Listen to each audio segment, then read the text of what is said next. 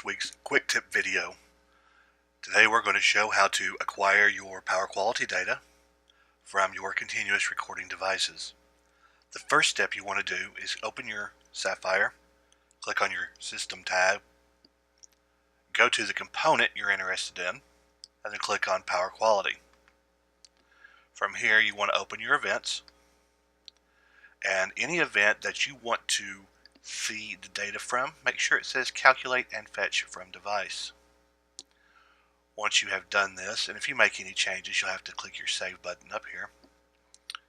Click on Power Quality,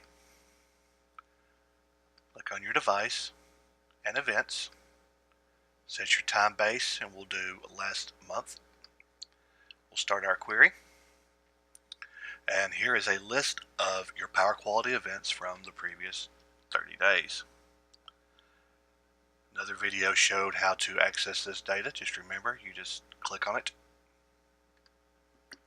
and it opens it up and starts an investigation so you can dig deeper into those particular events.